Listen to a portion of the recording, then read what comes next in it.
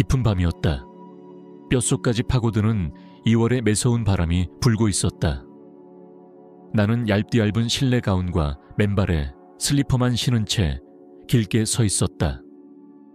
믿기 어렵겠지만 바로 그런 모습으로 나는 쫓겨났다. 내가 사랑한 남편, 그리고 그의 어머니, 내 시어머니는 방금 전 지난 3년간 나의 보금자리였던 아파트에서 나를 차갑게 내쫓았다. 무거운 참나무 문이 내 눈앞에서 쾅 닫히고 열쇠가 2번 돌아가는 소리가 들렸다. 그들은 내가 부서졌다고 생각했을 것이다. 나 혼자 남겨져 빈털터리에 아무 힘도 없는 존재라고. 내 얼굴에 웃으며 조롱하던 그들의 눈빛엔 승리감이 가득했다. 하지만 그들이 한 가지 치명적인 실수를 저질렀다. 내 수첩 속에 어떤 전화번호가 적혀 있는지 그들은 몰랐던 것이다. 단 한 통의 전화, 그 한 통이 모든 것을 바꿨다. 내 이름은 혜운이다. 불과 몇 시간 전까지만 해도 나는 스스로를 행복한 여자라고 생각했다.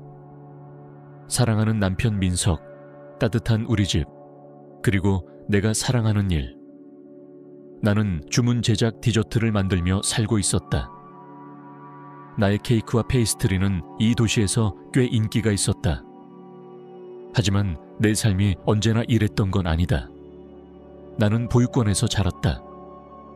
세상에 내게 혈연으로 남은 유일한 사람은 고모뻘 되는 이모, 영숙 이모뿐이었다. 그녀는 먼 시골의 오래된 집에서 어렵게 살고 있었지만 매년 여름이면 나를 데려가 젖소 우유와 텃밭의 딸기, 블루베리로 나를 살찌우고 자신이 아는 모든 것을 내게 가르쳐 주었다. 바로 그녀가 훗날 나의 명물이 된 그 파이와 케이크를 처음 가르쳐 준 사람이었다. 민석과의 만남은 우연이었다. 공원에서 그를 처음 봤을 때 그는 마치 동화 속 왕자 같았다. 키가 크고 잘생겼으며 매너도 좋았다. 꽃을 사주고 영화관에 데려가고 내 귀에 속삭이는 그 말들은 내 마음을 설레게 했다. 아버지도 남자도 모르던 나는 그에게 마음을 완전히 내주고 말았다. 6개월 후 그는 내게 청혼했고 나는 하늘을 날아오를 듯 행복했다. 하지만 그 행복의 그림자를 드리운 사람은 그의 어머니 선자 여사였다. 우리 처음 만났을 때 그녀는 머리부터 발끝까지 날 훑어보며 차가운 목소리로 말했다. 고아라면서.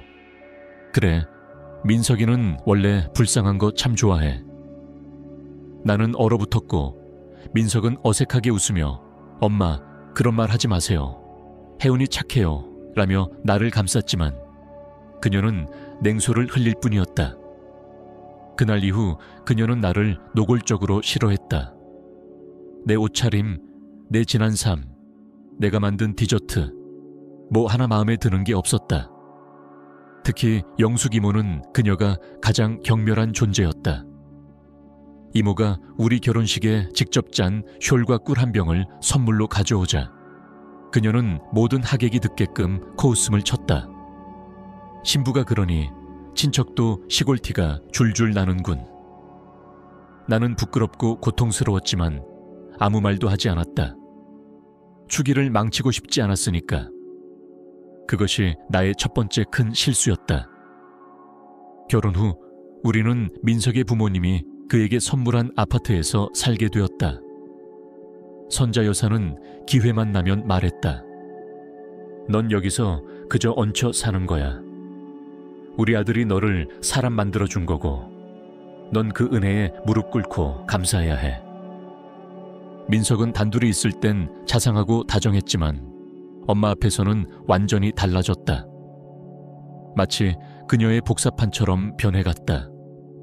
내 수입이 적다며 바닐라 향과 계피 냄새가 아니라 고급 향수 냄새가 나야 한다고, 다른 친구들 아내는 다르다고 자주 불만을 털어놓았다. 영숙 이모가 안부 전화를 걸어오면 선자 여사는 눈을 뒤집었다. 또 그 촌년이야. 뭘 또 원하는 거야? 돈 달래? 나는 참았다. 나는 민석을 사랑했고 언젠가는 그도 어머니의 불공정함을 깨달을 거라 믿었다. 내 사랑이 모든 걸 바꿔줄 거라고. 나는 열심히 일하고 돈을 모으며 언젠가 우리만의 공간을 마련하리라 꿈꿨다. 몰래 만든 별도의 계좌에 소득 일부를 저축했다. 나중에 민석에게 서프라이즈로 보여줄 계획이었다. 우리는 독립할 수 있어. 그렇게 믿었다. 하지만 그건 착각이었다. 내 꿈이 현실이 되려던 날 모든 게 무너졌다. 우리 도시의 최고급 레스토랑 중 하나에서 내게 독점 디저트 공급 계약을 제안했다. 이것은 나의 꿈이었다. 큰 기회이자 안정적인 고수입. 나는 그날 저녁 들뜬 마음으로 민석과 선자 여사에게 그 기쁜 소식을 전했다. 하지만 그들의 반응은 기쁨이 아니라 분노와 질투였다. 그래, 이젠 사업가라도 되시겠다. 선자 여사는 민석을 노려보며 말했다. 얜 원래 우리보다 잘났다고 생각했어.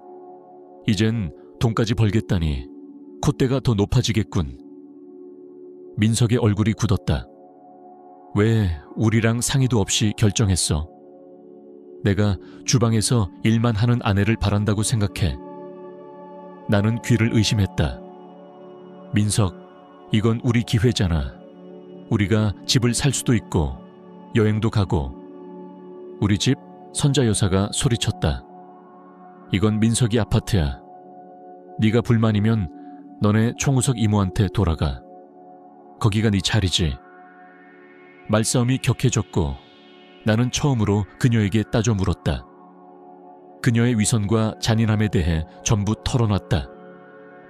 그러자 민석은 나의 손목을 거칠게 움켜쥐었다. 우리 엄마한테 그딴 식으로 말하지 마, 이년아.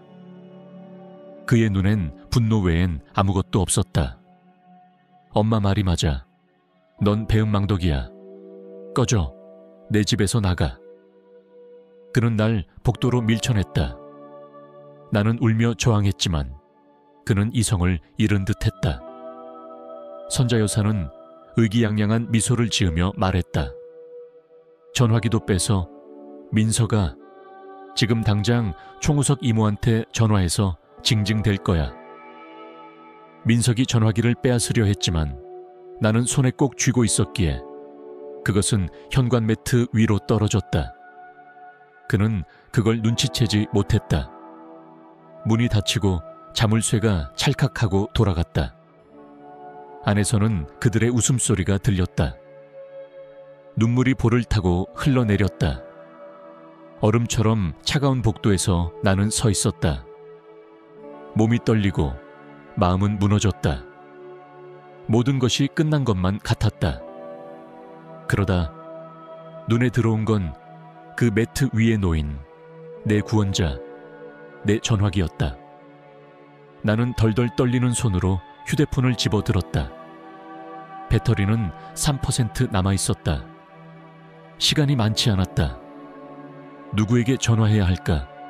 친구들, 그들에겐 각자의 삶과 가정이 있었다. 지금은 한밤중이었다. 경찰, 뭐라고 말하지?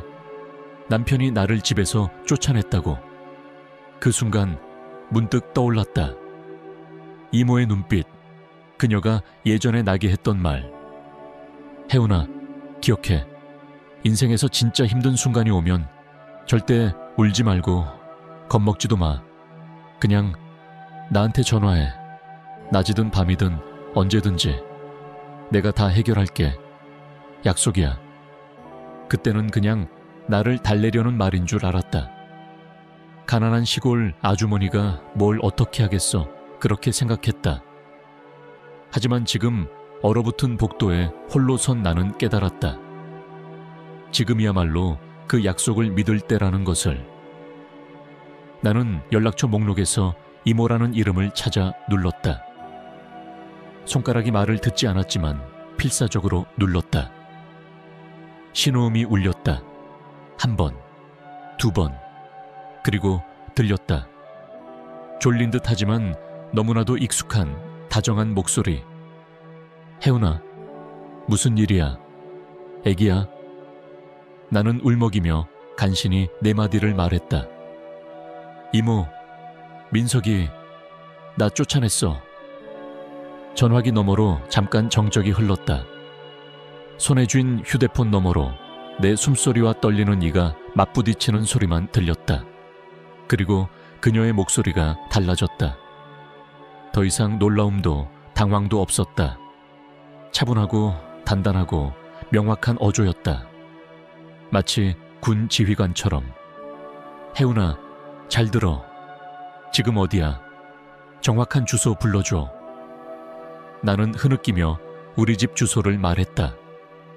복도야. 집 밖으로 쫓겨난 거야. 그녀가 다시 물었다. 응, 그냥 가운 하나 입고 있어. 알겠다. 아무데도 가지 마. 이웃집 문 두드리지도 말고 그냥 그 자리 그대로 있어. 숨을 고르게 쉬고 차분히 기다려. 도움이 곧 도착할 거야. 15분, 길어도 20분 안에 갈 거야. 배터리 아끼고 다른 사람에게는 전화하지 마. 그냥 기다리렴. 알겠지, 애기야?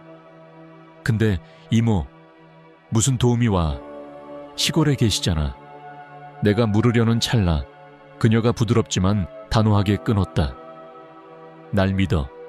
혜훈아, 내가 약속했잖니. 이번에도 내가 지킬게. 그리고 전화가 끊겼다. 화면은 꺼졌고 배터리는 끝내 사망했다. 이제 나는 기다리는 수밖에 없었다. 15분. 얼어붙은 타일 바닥 위에서 서 있기엔 너무 긴 시간. 몸이 떨리고 차가움이 가운을 뚫고 파고들었다. 하지만 이모의 목소리, 그 목소리에 담긴 이상하리만치 단단한 확신이 내 안에 이상한 침착함을 안겨주었다. 그냥 기다렸다. 그 순간 옆집 문이 삐걱 열렸다. 할머니 이웃인 박 여사님이었다. 항상 내게 인사를 건네던 따뜻한 분. 그녀는 커다란 쇼를 두르고 내 모습을 보고 경악했다. 혜훈이냐? 어머, 얘야. 무슨 일이니? 저 쫓겨났어요. 간신히 말이 나왔다. 이 못된 인간들. 아까 고함 소리 들었지만 무섭고 나갈 수가 없었어. 아이고야, 얘야. 이렇게 서 있으면 얼어 죽는다. 어서 들어와. 그녀는 나를 자기 집으로 끌어들였다. 작고 소박한 집이었지만 안은 따뜻하고 포근했다. 나는 낡은 소파에 앉았고 그녀는 커다란 털쇼를 내게 감싸주었다. 기다려. 내가 말린 딸기차 끓여줄게. 몸부터 녹이 잤구나. 주방에서 컵을 부딪히는 소리가 들리는 사이 나는 담요를 두르고 멍하니 벽을 바라보았다. 감사한 마음은 컸지만 머릿속은 이모의 마지막 말로 가득 차 있었다. 곧 도착할 거야. 그리고 정말 10분이 차에 지나지 않아 문을 두드리는 소리가 들렸다. 조심스럽고도 단호한 두드림. 박 여사님은 놀란 눈으로 나를 바라보았다. 혹시 민석이 아니니? 마음 바꿨나? 하지만 나는 알았다. 그가 아니란 걸. 고개를 끄덕였고 그녀는 문을 열었다. 문 앞에는 키가 크고 단정한 중년 남성이 서 있었다. 완벽하게 맞춘 어두운 코트, 짧은 머리, 그리고 냉정하지만 따뜻한 눈빛. 절대 시골에서 올라온 친척 같지 않았다. 안녕하세요. 실례합니다. 혜훈 씨를 찾고 있습니다. 박 여사님은 놀라 뒤를 돌아봤다. 나는 조심스럽게 일어났다. 저예요. 제가 혜훈이에요. 그는 내 모습을 찬찬히 바라봤다. 얼어붙은 얼굴, 털숄 아래로 드러난 얇은 가운. 그의 눈에는 잠시 연민 같은 것이 스쳤지만 곧 사무적인 태도로 돌아갔다. 전구현입니다. 이영숙 여사님께서 저에게 혜훈 씨를 맡기셨습니다. 이영숙, 그 정식 이름이 너무 낯설게 느껴졌다. 내겐 늘 이모였던 사람인데. 정말 이모가 보내신 거예요? 조심스레 물었다.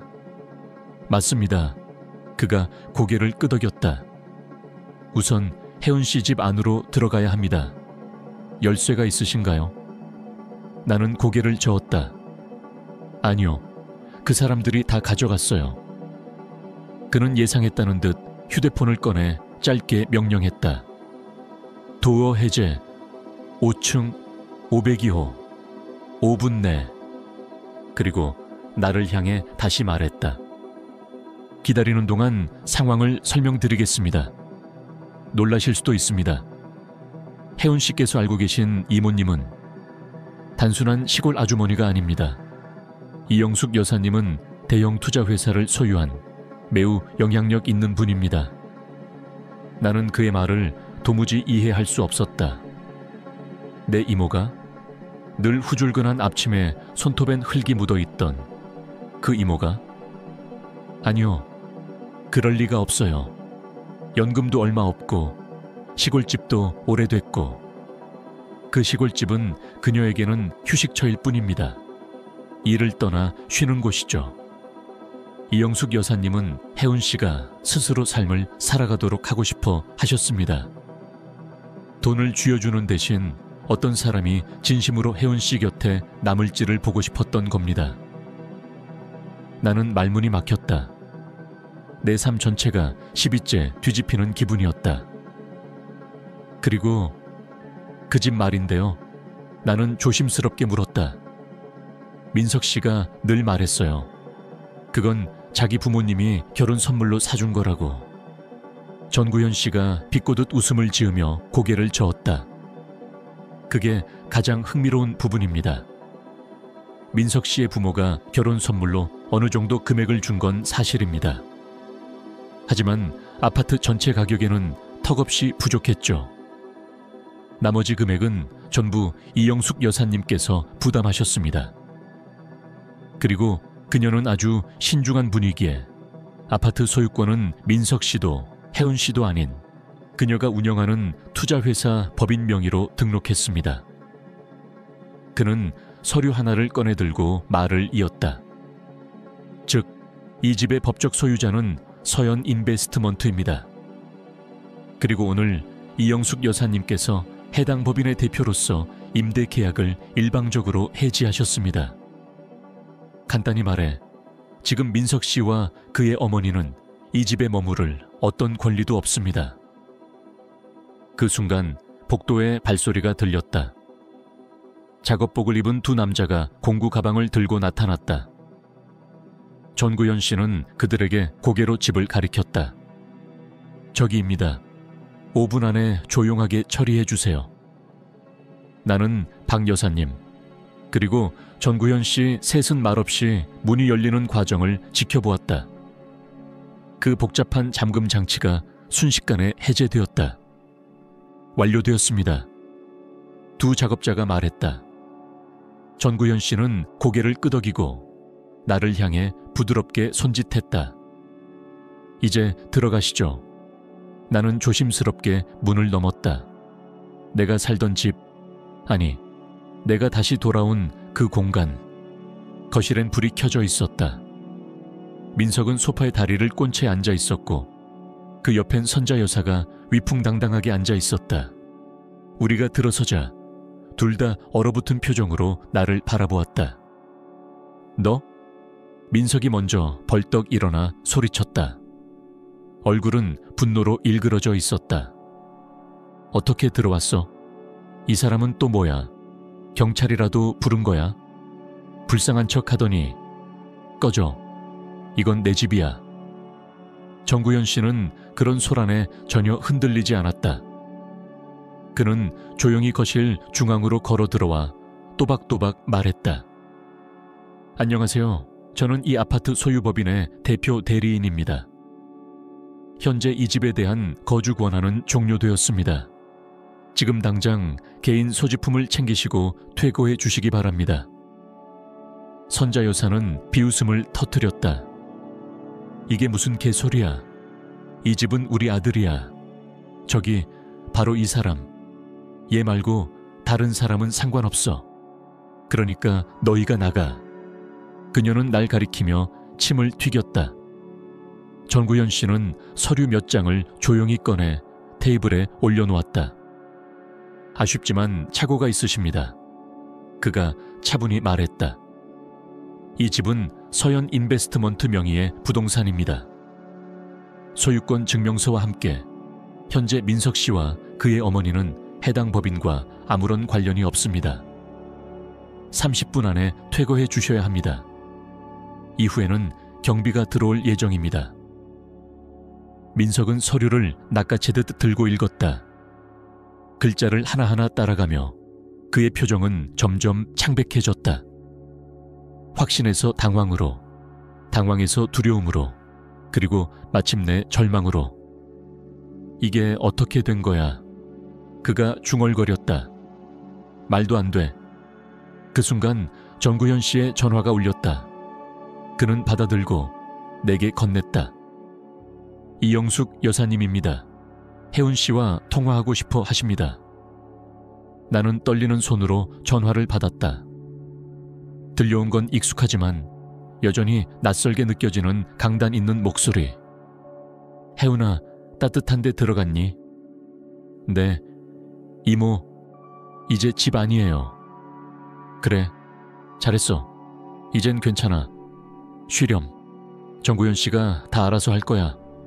나도 지금 출발했어. 우리 진지하게 이야기 좀 하자꾸나. 그 목소리를 들은 순간 민석과 선자 여사는 경악하는 표정으로 나를 바라보았다. 그들은 이 상황이 장난도 실수도 아니라는 걸 깨달은 것이다. 그 총우석 이모, 전부 그 여자가 꾸민 거야. 민석은 울부짖듯 외쳤다. 그의 눈에는 공포와 분노가 뒤섞여 있었다. 너 진짜 속였구나. 우리가 고작구와 하나한테 이런. 선자 여사는 말끝을 흐렸다. 그녀의 세계관이 사회적 지위와 돈에 기반한 그 모든 자만이 단숨에 무너지고 있었다. 그녀가 무시하던 그 총우석 여자가 사실은 자신들이 상상도 못할 부와 권력을 가진 사람이었던 것이다. 전구현 씨가 시계를 보았다. 남은 시간은 25분입니다. 그 한마디에 민석은 패닉 상태가 되어 움직이기 시작했다. 그는 가방을 챙기고 옷을 집어들고 무언가 중얼거리며 분주하게 움직였다. 선자 여사는 멍하니 앉아 있었다. 그녀의 얼굴엔 흔들림도 표정도 없었다. 10년은 늙은 듯한 모습이었다. 엄마, 뭐해? 얼른 챙겨. 민석이 소리쳤다. 그녀는 천천히 눈을 들고 말했다. 어디로 가? 우린 이제 갈 데가 없어. 그 목소리에는 처음으로 진짜 절망이 담겨 있었다. 민석은 갑자기 내 쪽으로 다가왔다. 그의 눈빛엔 어느새 비열한 애걸이 스며들어 있었다. 혜운아, 자기야, 이건 다 오해야. 잠깐 욱했던 거야. 우리가 다시 시작할 수 있어. 응? 우리가 가족이잖아. 그는 내 손을 잡으려 했지만 나는 반사적으로 물러섰다. 단 몇 시간 전 나를 눈 하나 깜빡하지 않고 추위 속으로 내던졌던 그 사람. 이제 와서 사랑이라니. 몸서리가 쳐졌다. 전구현 씨가 조용히 말했다. 남은 시간은 20분입니다. 선자 여사는 갑자기 눈물을 터뜨리며 내게 다가왔다. 그녀는 울먹이며 내 손을 잡으려 했다. 딸, 혜운아, 제발 우릴 용서해줘. 우리가 잘못했어.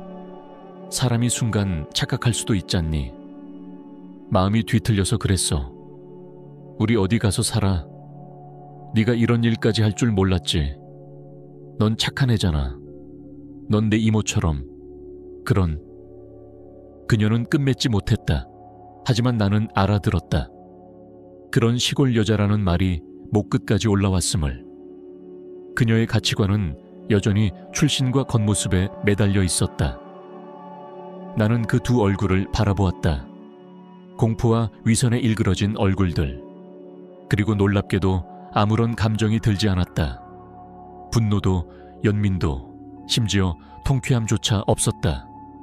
그냥 공허함 뿐이었다.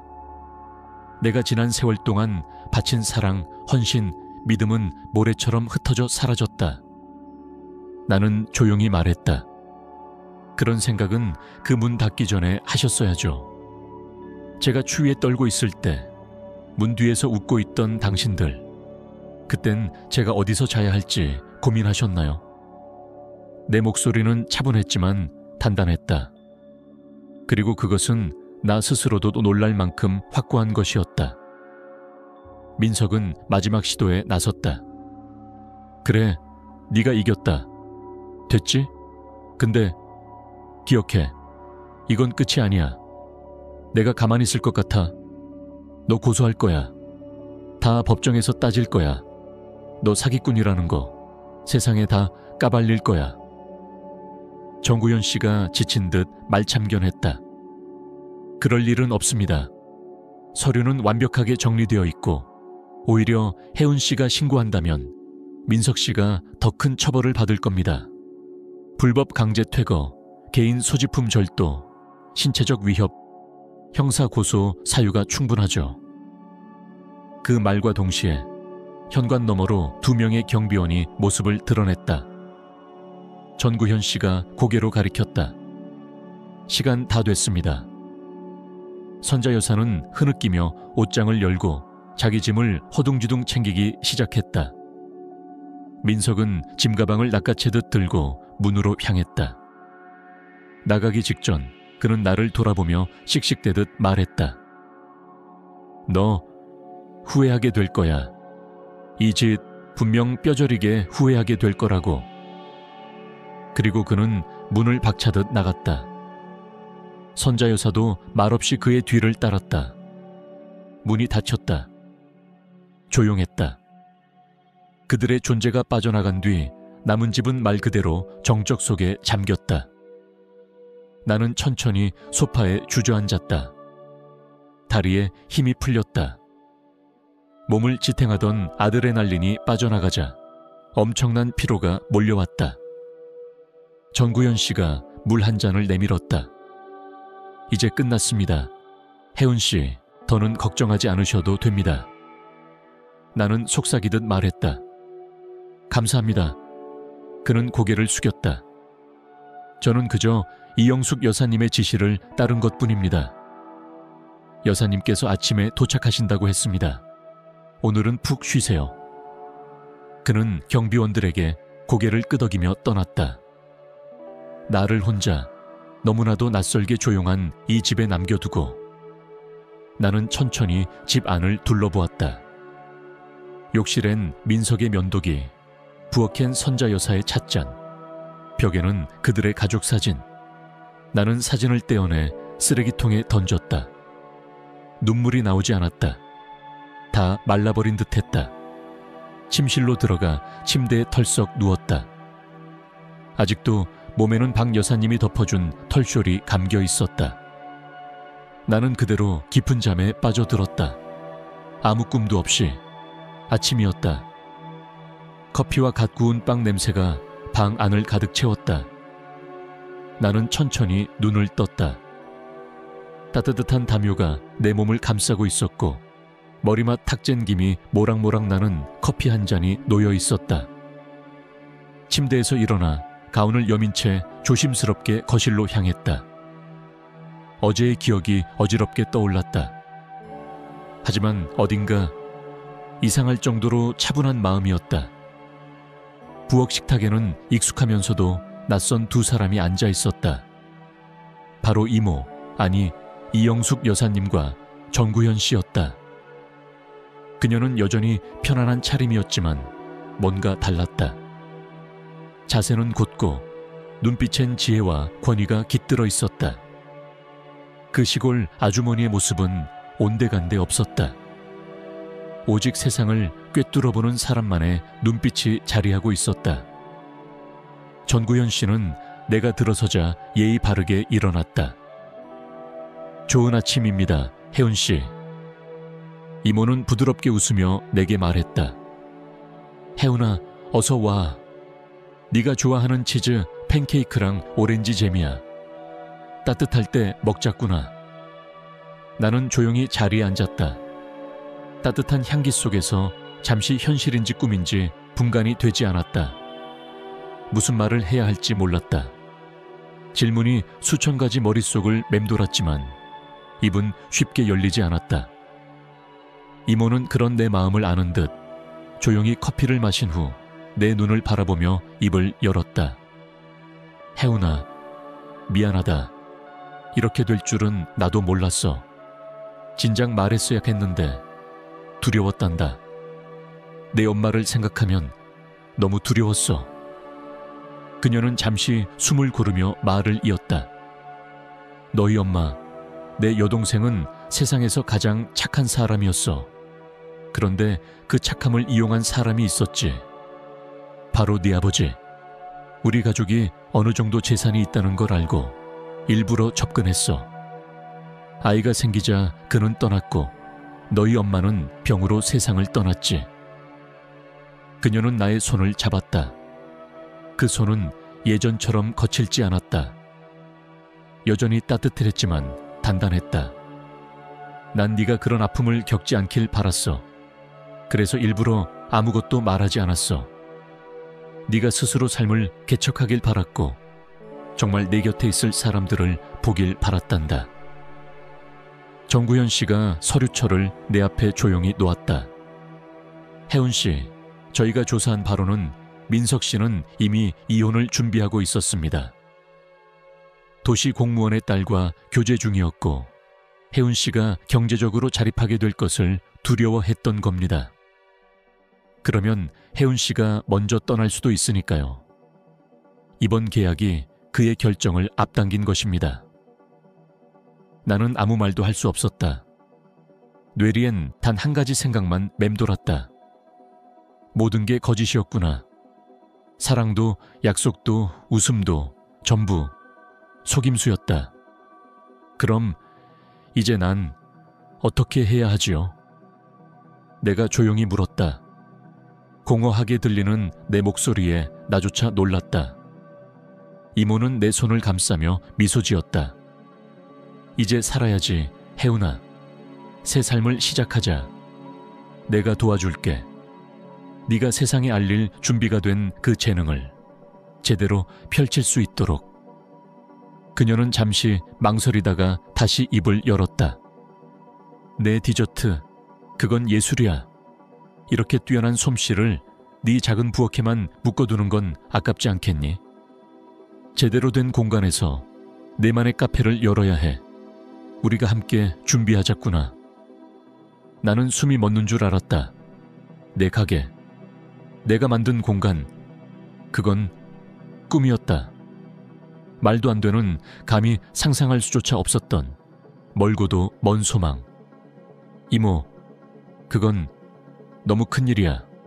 건물 임대, 인테리어, 직원, 설비, 너무 많은 비용이 들 텐데. 그녀는 손짓으로 내 말을 막았다. 그건 이제 내 몫이야. 넌 내 꿈을 펼치기만 하면 돼. 우현 씨가 이미 몇 군데 자리를 봐뒀단다. 내일 모레 같이 가보자. 정구현 씨가 고개를 끄덕이며 조용히 덧붙였다. 또한 혜훈 씨가 숨겨둔 비밀 계좌에 대해 저희가 안전하게 보호 조치를 해두었습니다. 이혼 절차 역시 곧 마무리될 겁니다. 민석 씨는 이미 재산분할 포기 의사를 밝혔고 법적으로도 문제는 없습니다. 그 며칠은 눈코 뜰 새 없이 바빴다. 새로운 삶이 눈앞에 펼쳐지고 있었고 그 안으로 나는 서서히 걸어 들어가고 있었다. 며칠이 어떻게 흘렀는지도 모르게 지나갔다. 머리는 복잡했지만 손은 끊임없이 움직였다. 우리는 시내 중심에 위치한 햇살이 잘 드는 큰 창문이 있는 공간을 선택했다. 오래된 책방이 있던 자리였지만 구조가 아늑하고 따뜻했다. 이모는 최고의 인테리어 디자이너를 고용했다. 공간은 빠르게 변해갔다. 나무로 된 따뜻한 벽, 계피와 바닐라 향이 스며든 공기, 부드러운 조명이 공간을 감쌌다. 꿈꾸던 곳이 현실이 되어가고 있었다. 최신 장비들이 들어왔고 나는 메뉴를 다시 구성하고 바리스타와 제과사 면접도 직접 봤다. 하루하루 나는 나 자신을 새롭게 알아갔다. 이영숙 여사는 단순한 후견인이 아니었다. 그녀는 타고난 사업가였다. 상황을 읽고 사람을 파악하고 세상을 이끌 줄 아는 사람이었다.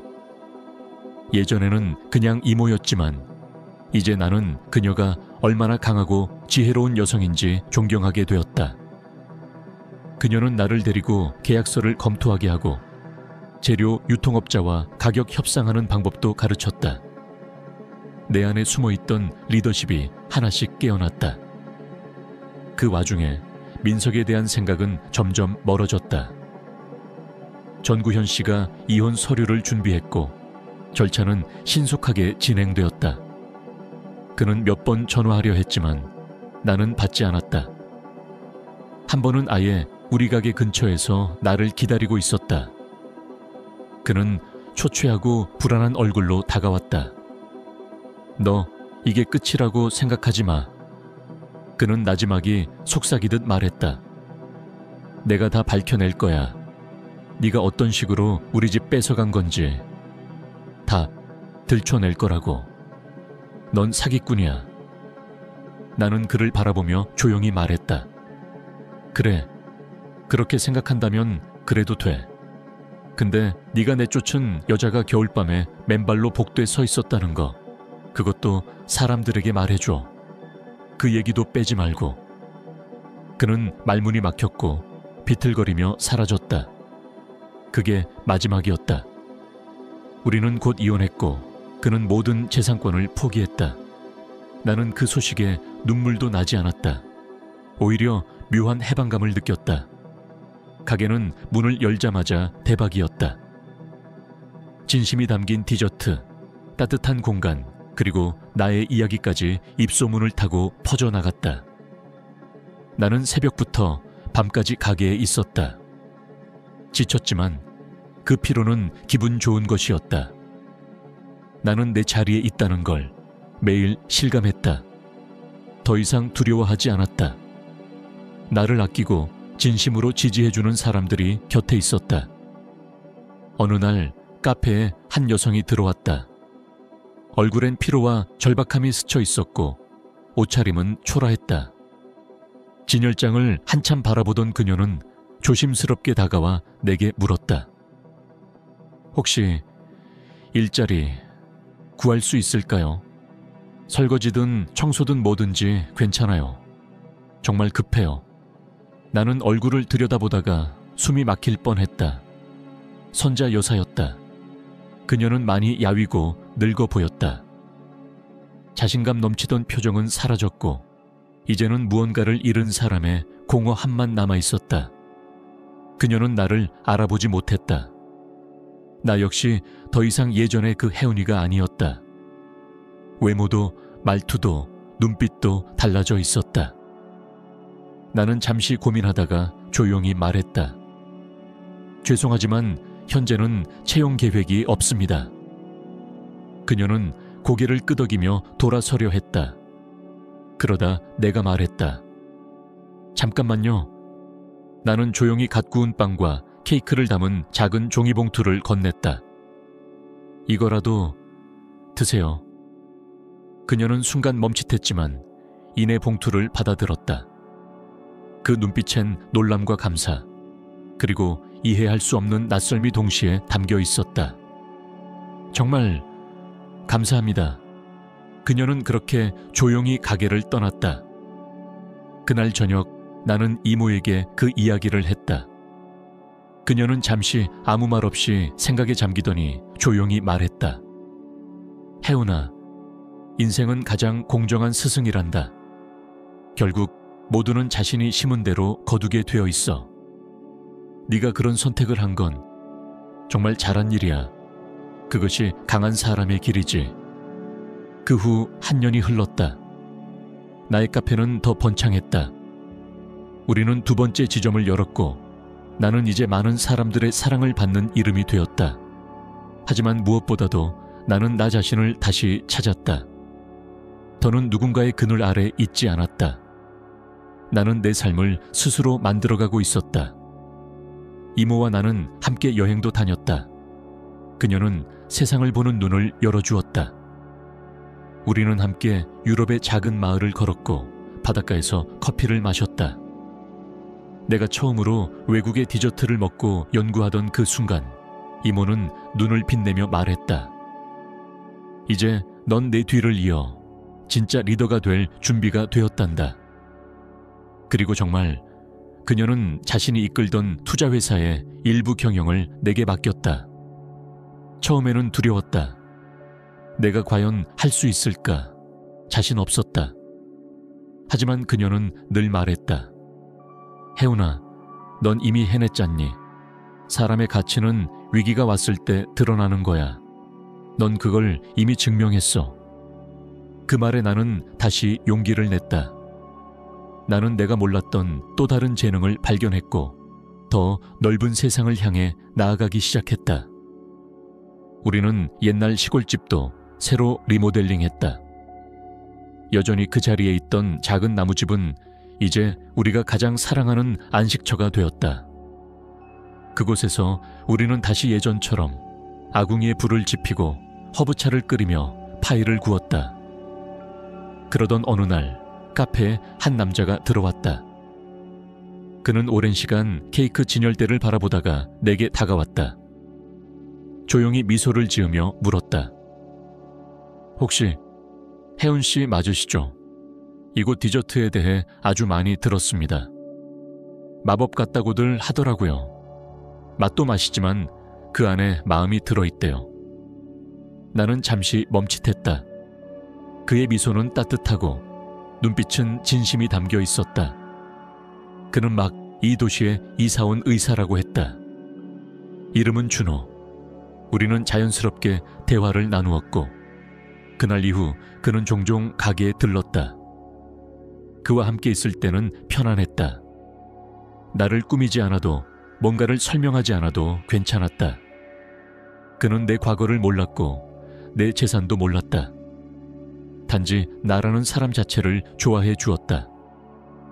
몇 달이 지나고 어느 날 나는 그에게 모든 것을 고백했다.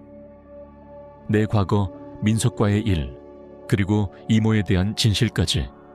그는 조용히 내 손을 잡고 말했다. 나는 네가 만든 디저트를 사랑해.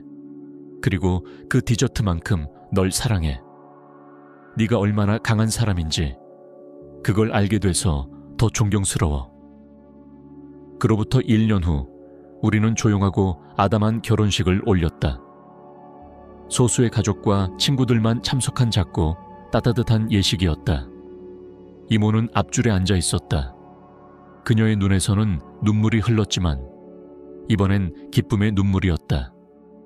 나는 깨달았다. 이모가 말했던 그 진실의 의미를. 진짜 보물은 겉모습이나 돈이 아니라 내 안에 있는 나라는 사람이고 나를 지켜보며 진심으로 사랑해주는 소수의 사람들이다. 그 긴 여정 속에서 나는 고통도 겪었고 배신도 당했지만 그 모든 과정은 결국 지금의 나를 만들어준 선물이었다. 그리고 이제 나는 말할 수 있다. 나는 정말 행복하다고. 이 이야기를 끝까지 읽어주셔서 감사합니다. 제게는 아주 힘든 시간이었지만 지금은 모두가 축복으로 느껴집니다. 혹시 이 이야기가 당신의 마음에도 닿았다면 따뜻한 공감 한 줄 남겨주세요. 그리고 여러분이라면 저의 입장에서 어떻게 했을지 댓글로 들려주세요. 여러분의 이야기도 듣고 싶어요. 그리고 앞으로도 이런 삶의 이야기들이 궁금하시면 꼭 구독해주세요. 세상 모든 분들께 따뜻함과 희망, 그리고 스스로를 믿는 용기를 전합니다.